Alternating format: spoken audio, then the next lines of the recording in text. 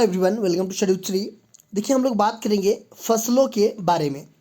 तो ऋतुओं के आधार पर फसलों का वर्गीकरण जो है कि 3 प्रकार से है। कौन कौन? रबी की फसल, खरीफ की फसल और जायद की फसल। अगर हम बात करें रबी की फसल की, तो रबी की फसलों की बुआई सामान्यतः अक्टूबर और नवंबर के महीने में होती है और इनकी जो कटाई है वो अप्रैल से मई माह तक हो जाती है।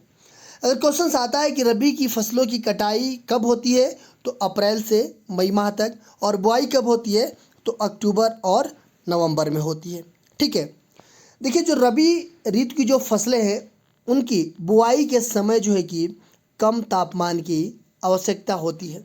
कम तापमान मतलब कि अगर हम अक्टूबर नवंबर में सर्दी रहती है थोड़ी सी, तो इट मीन्स कि कम तापमान की आवश्यकता होती है। इसलिए इनकी बुआई कब होती है? शीत ऋतु में की जाती है। वही इनके जो पकने के लिए शुष्क और गर्म वातावरण होना चाहिए रबी की फसलों के लिए। रबी ऋतु की फसलें कौन कौन सी हैं? गेहूँ, जौ, चना, सरसों, मटर, बरसीम, रिजका, हरा चारा, मसूर, आलू, राई, तंबाकू, लाही, जई, अलसी और सूरजमुखी। देखिए, इसमें से फसलों का नाम दे देगा और पूछेगा कि ये फसल जो है कि कौन सी फसल है, रबी की फसल है, खरीफ की फसल है या जायद की फसल है। तो ये जो भी फसलें हैं इसको आप लोग याद रखिएगा। अब बात करते हैं खरीफ की फसल की। भारतीय उपमहाद्वीप में जून जुलाई में बुआई की जाने वाली फसलों को खरीफ की फसलें कहा जाता है। इन फसलों की कटाई अक्टूबर और नवंबर माह में होती है। इनको बोते समय अधिक तापमान एवं आर्द्रता तथा पकते समय शुष्क वातावरण की आवश्यकता होती है। देखिए, जो खरीफ की फसलें हैं भारतीय उपमहाद्वीप में जून और जुलाई में इसकी बुआई की जाती है। कब की जाती है बुआई खरीफ की फसलों की? तो जून और जुलाई में बुआई की जाती है। देखिए, इन फसलों की कटाई कब की जाती है? तो इन फसलों की कटाई अक्टूबर और नवंबर के माह में की जाती है। देखिए, जब इनको बोया जाता है तो उस टाइम पे अधिक तापमान और आर्द्रता की ज़रूरत पड़ती है और पकते समय जो है कि इनको शुष्क वातावरण की आवश्यकता होती है खरीफ की फसलों के लिए। देखिए, जो खरीफ की फसलें हैं कौन कौन सी हैं?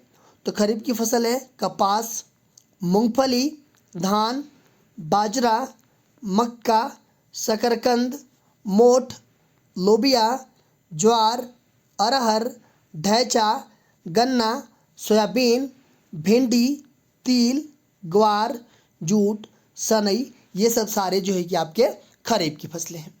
देखिए, असम में, पश्चिम बंगाल में और उड़ीसा में धान की 3 फसलें होती है, आस, अमन और बोरो। ये जो है कि बोई जाती है।